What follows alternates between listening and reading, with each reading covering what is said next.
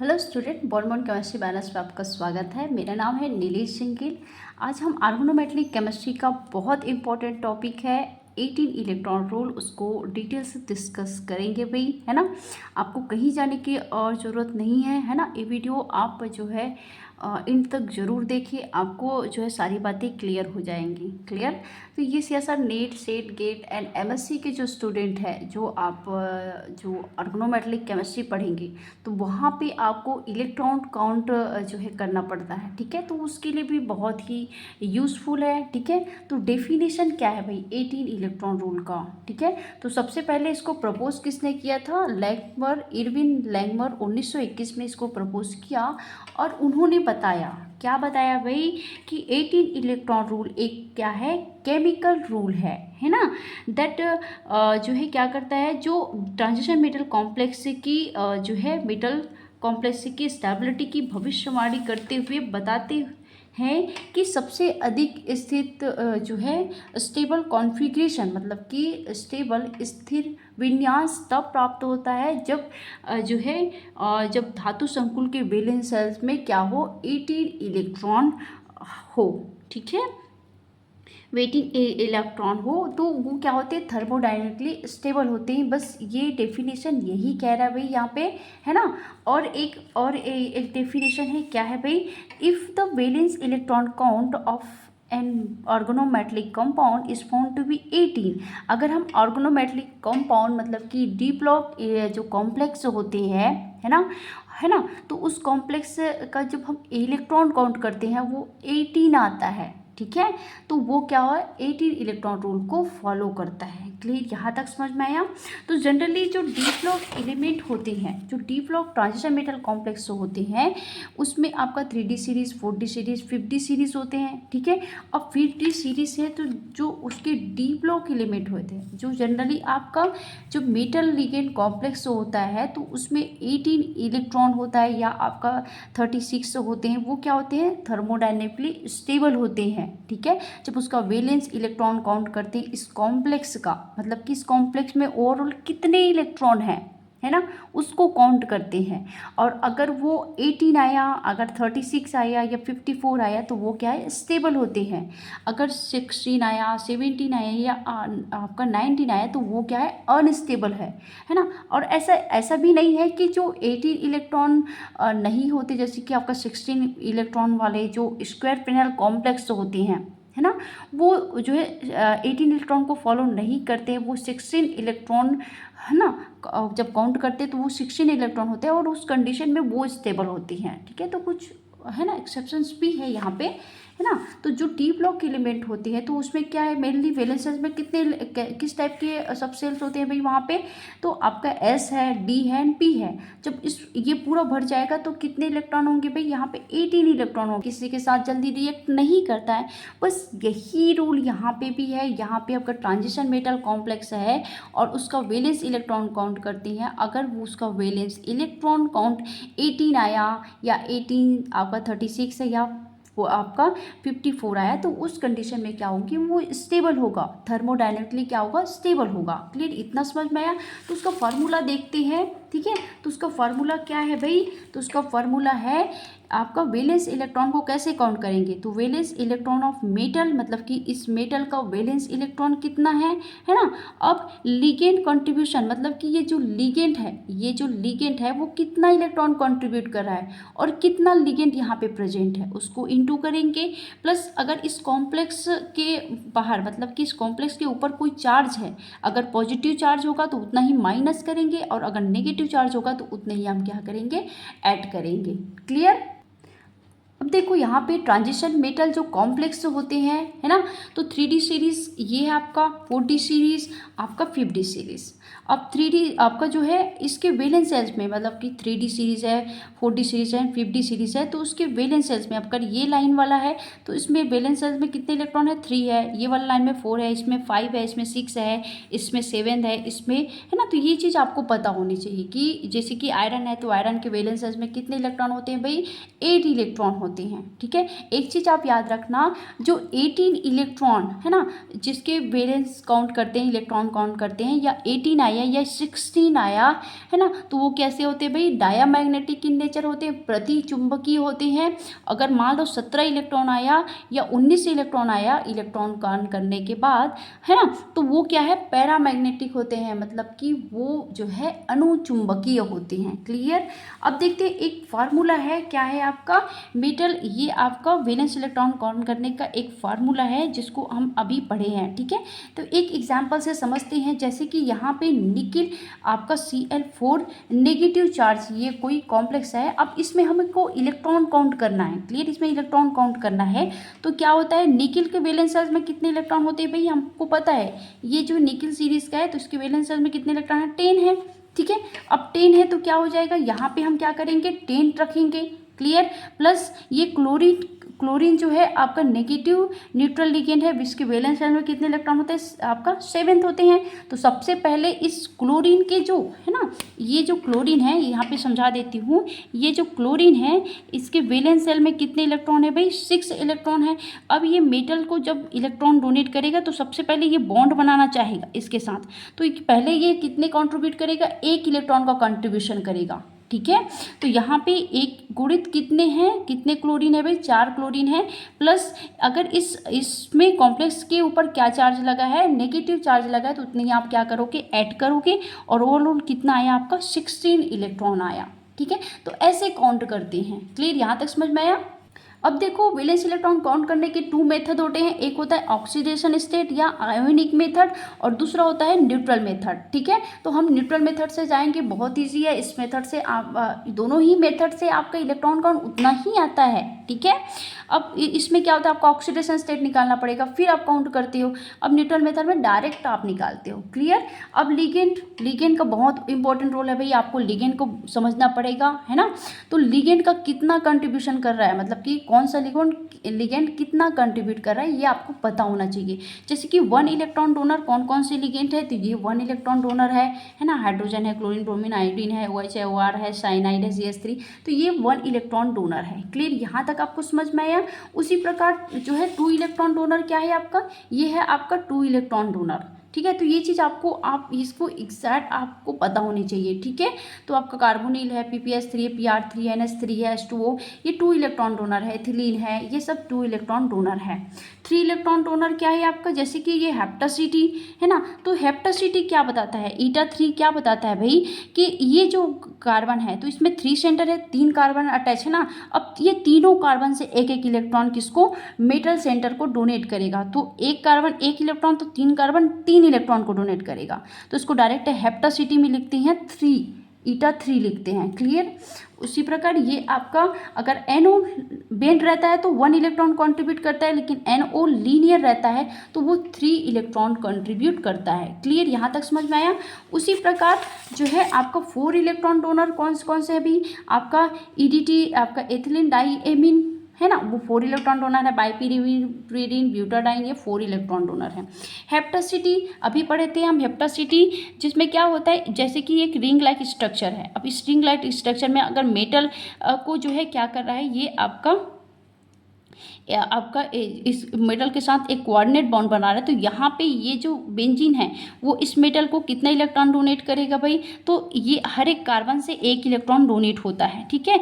अब यहाँ पे पूरा इसके अंदर से है ना, यहाँ पे घुसा है ना, मतलब कहने का मतलब ये है कि ये पूरा रिंग से जितने भी कार्बन इसमें अटैच है तो वो पूरे कार्बन से इलेक्ट्रॉन डोनेट होगा। तो एक कार्बन 1 इलेक्ट्रॉन डोनेट करता है, तो यहाँ पे कितने कार्बन है भाई, 6 कार्बन है, तो 6 इलेक्ट्रॉन इस मेटल को डोनेट करेगा, है ना। अगर मान लो यहाँ पे इस प्रकार से है, तो यहाँ पे जितने तक घेरा में आएगा, है ना, यहाँ से यहाँ तक आया, तो यहाँ पे कितना है, 1 2 3 4 है ना। तो ये 4 इलेक्ट्रॉन क्या करेगा, इस मेटल को क्या देगा, 4 इलेक्ट्रॉन इस मेटल को देगा, ठीक है। 4 इलेक्ट्रॉन का कंट्रीब्यूशन होगा।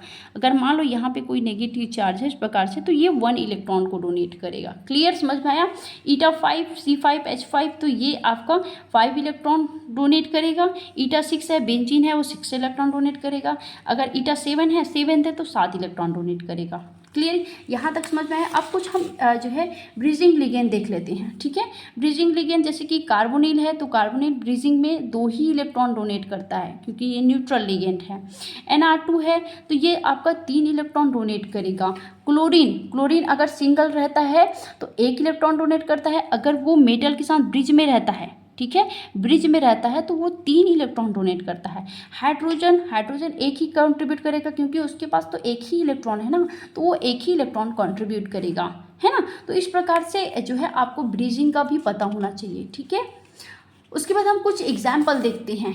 क्लियर, अब देखो यहाँ पे एग्जाम्पल से हम समझेंगे। ठीक है, अब मैग्नीज के वैलेंस शेल में कितने इलेक्ट्रॉन होते हैं भाई, कितने इलेक्ट्रॉन होते हैं, यहाँ पे होता है 7। ठीक है, अब 7+, ठीक है।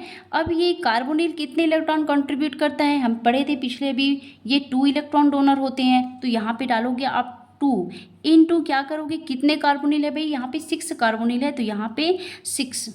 ठीक है, अब क्या करोगे, यहाँ पे देखो यहाँ पे क्या चार्ज है भाई, यहाँ पे प्लस चार्ज है। हम पहले बताए थे कि अगर प्लस चार्ज है तो उतने ही आप क्या करोगे, माइनस करोगे, तो यहाँ पे आप माइनस किए। अब कितना हो गया, तो यहाँ पे करो 7+6 आपका कितना हुआ, आपका 12 - 1 इज इक्वल आपका कितना आया 12, और 7 आपका कितना हुआ आपका 19, और 19 - 1 करोगे तो आपका क्या हो जाएगा 18 इलेक्ट्रॉन। तो ये क्या होते हैं, थर्मोडायनेमिकली क्या है, स्टेबल कॉम्प्लेक्स है। क्लियर, उसी प्रकार हम नेक्स्ट का करेंगे। जैसे कि यहाँ पे देखिए ये कोबाल्ट के वैलेंस शेल में कितने इलेक्ट्रॉन होते हैं भाई, तो ये आपका 9 होता है। ठीक है, 9 प्लस हाइड्रोजन कितना कंट्रीब्यूट करेगा, 1 करेगा। ठीक है, कंट्रीब्यूशन याद रखना।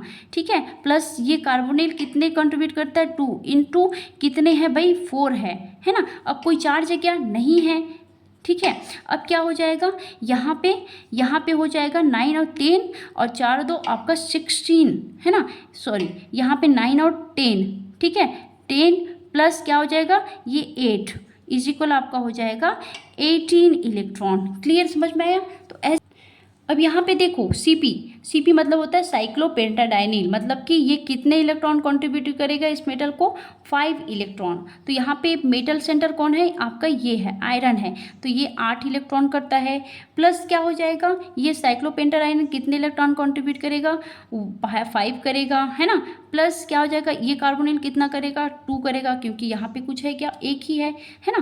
प्लस PPH3 कितना कंट्रीब्यूट करता है, ये फास्फोरस है। अब इस फास्फोरस से 3 साइड से आपका PH ये PH जुड़ा हुआ है, तो यहाँ पे कितना, फास्फोरस के वैलेंस शेल में कितने इलेक्ट्रॉन होते हैं, 5 होते हैं ना, तो 3 तो बॉन्ड बना लिया, तो यहाँ पे कितना बचा है, यहाँ पे 2 बचा है, तो ये 2 इलेक्ट्रॉन कंट्रीब्यूट करेगा।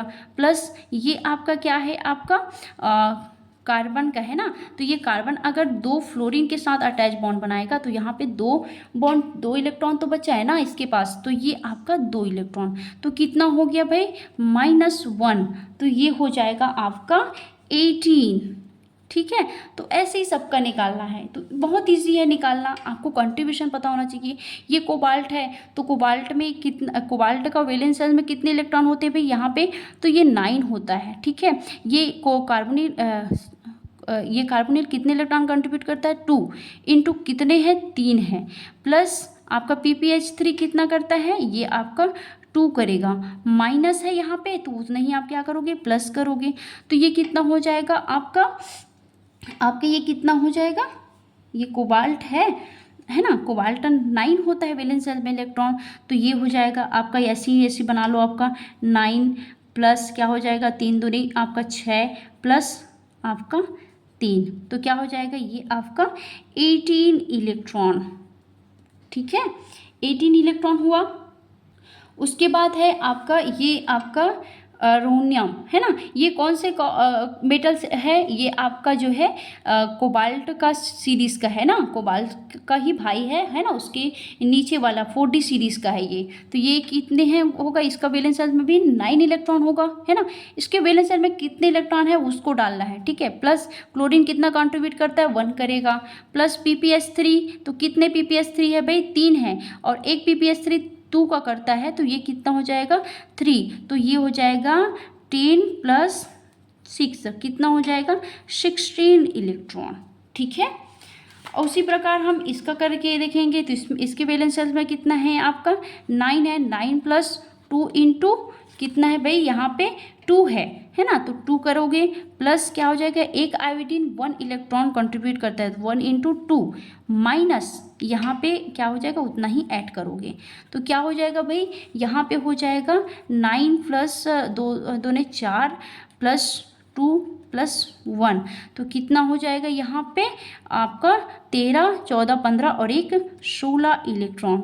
ठीक है, जो स्क्वायर प्लेनर कॉम्प्लेक्स होते हैं ना वो थर्मोडायनेमिकली क्या होते हैं, स्टेबल होते हैं, ये चीज़ याद रखना। ठीक है, अब ये जो इरिडियम है वो भी आपका कोबाल्ट सीरीज़ का है, 50 सीरीज़ का है, तो ये भी आपका वैलेंस शेल में कितने इलेक्ट्रॉन है, 9 है। एक कार्बोनिल कितना कंट्रीब्यूट करता है, 2 करेगा।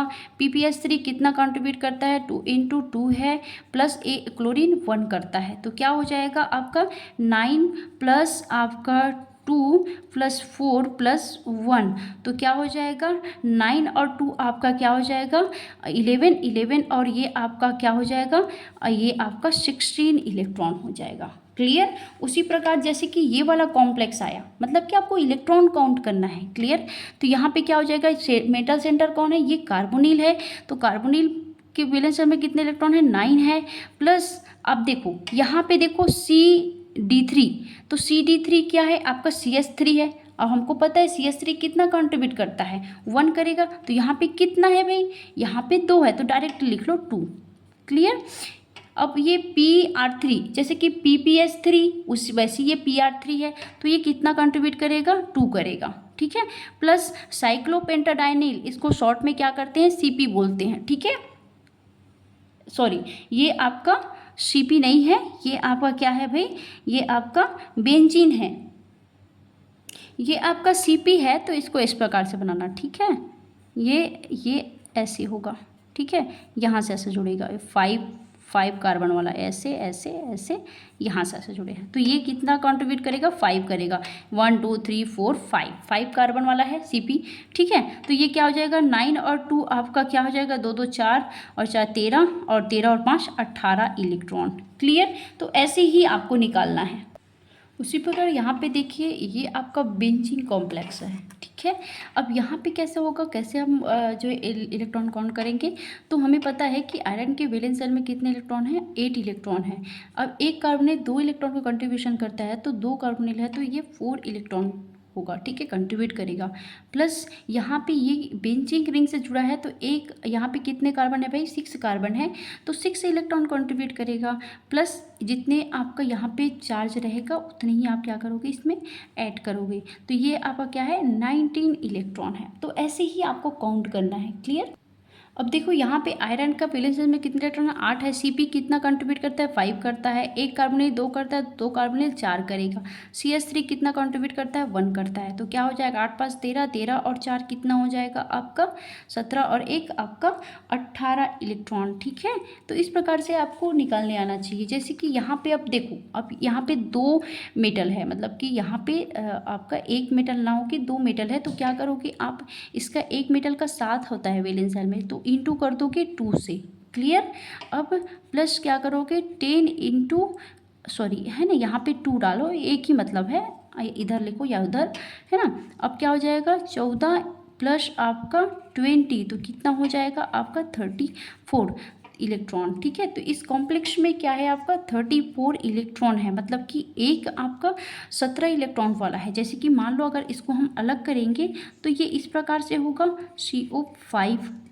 ठीक है, तो ये कितना इलेक्ट्रॉन देगा भाई, तो ये आपका 7 प्लस आपका क्या है आपका 5 इंटू 2 है ना, तो ये आपका 17 इलेक्ट्रॉन देगा। ठीक है, तो ऐसे ही इलेक्ट्रॉन आपको काउंट करना है। क्लियर, समझ में आया, आई थिंक आप लोगों को समझ में आया होगा। यहाँ पे देखो ये जो है आपका आयरन है, आयरन सेंट्रल एटम है, तो वो उसके वैलेंस शेल में कितने इलेक्ट्रॉन है भाई, 8 इलेक्ट्रॉन है। ठीक है, एक PPS3 कितना कंट्रीब्यूट करेगा, 2 कंट्रीब्यूट करेगा। CO कितना कंट्रीब्यूट करेगा, 2 करेगा। CP साइक्लोपेंटाडाइनिन कितना कंट्रीब्यूशन करता है भाई, 1 2 3 4 5 इसका सेंट्रल आपका एटम है, आपका सेंट्रल एटम है, तो वहाँ से 5 इलेक्ट्रॉन कंट्रीब्यूट करेगा। और ये आपका कार्बन है, तो कार्बन जो कितने इलेक्ट्रॉन बॉन्डेड रहता है, कितने बॉन्ड बनाता है भाई, 4 बॉन्ड बनाता है, 1 2 3 यहाँ पे बन गया, तो ये एक बॉन्ड बनाएगा। तो इसके पास कितने इलेक्ट्रॉन है भाई, तो एक इलेक्ट्रॉन है, तो ये एक इलेक्ट्रॉन का कंट्रीब्यूशन करेगा, तो यहाँ पे एक इलेक्ट्रॉन, तो आपका कितना, ये 18 इलेक्ट्रॉन कॉम्प्लेक्स है। ठीक है, अब हम पढ़ते हैं कि 18 इलेक्ट्रॉन कॉम्प्लेक्स का हम स्टडी क्यों करते हैं, ये क्यों यूजफुल है। ठीक है, तो उसका एप्लीकेशन देखते हैं, है ना। तो एप्लीकेशन में क्या है, बिहेवियर ऑफ कॉम्प्लेक्स, ठीक है, और दूसरा क्या है, stability of complex. Behaviour of complex में क्या है, अगर मान लो कोई कॉम्प्लेक्स है वो 18 इलेक्ट्रॉन से कम है ना, तो उस कंडीशन में वो ऑक्सीडाइजिंग एजेंट की तरह बिहेव करेगा। अब आप बोलेंगे कि ऑक्सीडाइजिंग एजेंट क्या है, ऑक्सीडाइजिंग एजेंट या ऑक्सीडाइजिंग कॉम्प्लेक्स ऐसा कॉम्प्लेक्स है जो क्या करेगा, एडिशन ऑफ लिगेंड, लिगेंड का एडिशन करके अपना जो है 18 इलेक्ट्रॉन काउंट को जो है क्या करेगा, कंप्लीट करेगा। ये चाहेगा ना स्टेबल होना, अपने आप को स्टेबल करने की कोशिश करेगा, है ना, तो 16 से वो 18 होने की कोशिश करेगा। उसी प्रकार मोर देन 18, अगर मान लो कोई कॉम्प्लेक्स है वो 18 से ज़्यादा है, जैसे कि 19 है या 20 इलेक्ट्रॉन है, काउंट कर रहे हैं तो वो कैसा बिहेव करेगा, एज अ रिड्यूसिंग एजेंट। अब रिड्यूसिंग एजेंट क्या है, जो क्या करेगा, अपना इलेक्ट्रॉन क्या करेगा, इलिमिनेट करेगा, लिगेंड का इलिमिनेशन करेगा। और लिगेंड का इलिमिनेशन करेगा तो क्या होगा, लिगेंड क्या करता है, कंट्रीब्यूट करता है ना इलेक्ट्रॉन का, तो वो क्या करेगा, सब्सट्रैक्शन करेगा। तो ऐसा कॉम्प्लेक्स जो लिगेंड का सब्सट्रैक्शन करेगा वो रिड्यूसिंग एजेंट है, और ऐसा कॉम्प्लेक्स जो लिगेंड का एडिशन करेगा वो क्या है, आपका ऑक्सीडाइजिंग कॉम्प्लेक्स है। ठीक है, अब स्टेबल कॉम्प्लेक्स से क्या है, स्टेबिलिटी ऑफ कॉम्प्लेक्स, अगर वो 18 इलेक्ट्रॉन वाला कॉम्प्लेक्स है तो वो स्टेबल होगा, है ना, कम रिएक्टिव होगा। और अनस्टेबल मतलब कि अगर वो लेस या मोर, है ना, 18 से ज़्यादा या 18 से कम होगा, तो उस कंडीशन में वो जो है क्या होगा, वो अनस्टेबल होगा और मोर रिएक्टिव होगा। क्लियर, आप लोगों को समझ में ज़रूर आया होगा। और बहुत सारे आप जो है कॉम्प्लेक्स से लेकर उसका इलेक्ट्रॉन काउंट करने की कोशिश करना। ठीक है, लिगेंड याद रखना, लिगेंड कितना कंट्रीब्यूट कर रहा है ना, लिगेंड के कंट्रीब्यूशन का मेन रोल है भाई, है ना। अगर आपको पता रहेगा, एक तो मेन आपका वैलेंस इलेक्ट्रॉन का कितना है उसको आपको पता होना चाहिए, और लिगेंड का, है ना, कि वो कितना इलेक्ट्रॉन डोनेट कर रहा है, मतलब कि कंट्रीब्यूट कर रहा है ना, और वैसे ही आप उसको काउंट करना। क्लियर, आई होप आप लोगों को समझ में आया होगा। Thank you.